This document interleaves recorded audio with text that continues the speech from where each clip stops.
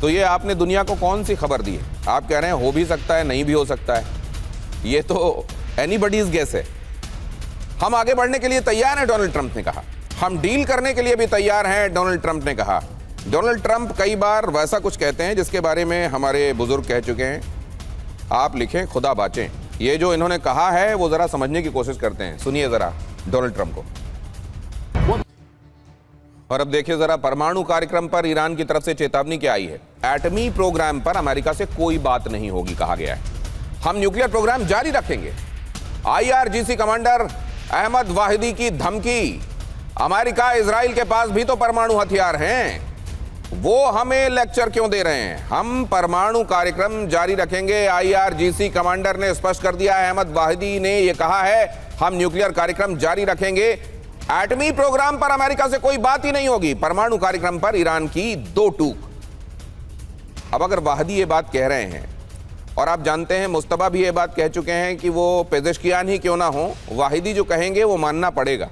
तो एक तरीके से ये ईरान की इस समय वॉइस है और ये दो टूक कह दिया गया। उधर डोनाल्ड ट्रंप भी देखिए इसी बात को शायद वो भांप रहे हैं, इसीलिए कह रहे हैं कि ये डील हो भी सकती है, नहीं भी हो सकती है।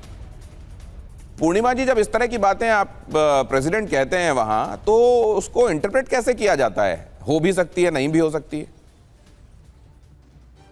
Thank you so much for having me. नमस्ते, जय हिंद।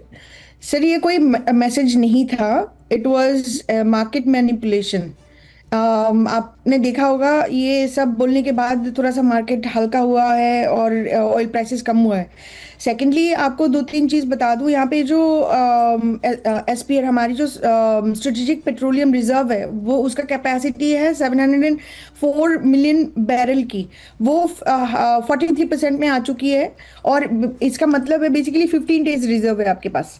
और जो थर्ड पेट्रियट, उसका जो बॉटल नेक है, इंटरसेप्टर का जो बॉटल नेक की क्रिएशन का आप 3 to 5 ईयर्स आप बोल रहे हो।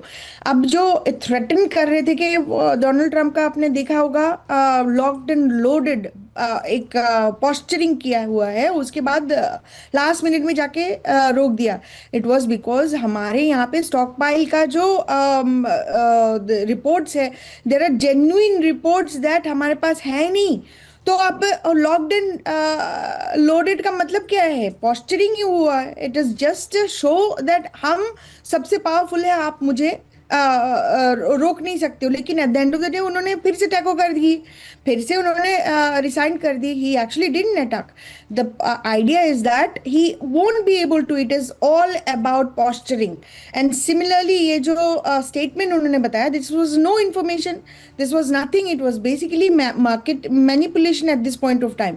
और आप न्यूक्लियर वेपन के बारे में बात कर रहे हो। सो थोड़ी दिन पहले तो सऊदी के साथ उन्होंने 30 ईयर सिविलियन एग्रीमेंट करके रखे थे। नेक्स्ट दिन जाके बोल रहे थे कि इजराइल अब्राहम अकॉर्ड को अगर साइन नहीं किया तो फिर वो डील नहीं होगा। मतलब what does he even do? What is he doing? Nobody knows what he is doing. It's all about information war. Every single day, there is not one day that has passed in this second term that he has gone with some strategy. एक दिन नहीं गया कि हमारे पास कोई news नहीं आया। Something और the other every single day this man wants to stay on top of the news cycle. लोगों को ओवरवेल्म करना चाहते। This is the information warfare जो he is playing at this point of time. लोग भूल जा रहे कल क्या हुआ, बिकॉज आज के news has taken over the news cycle.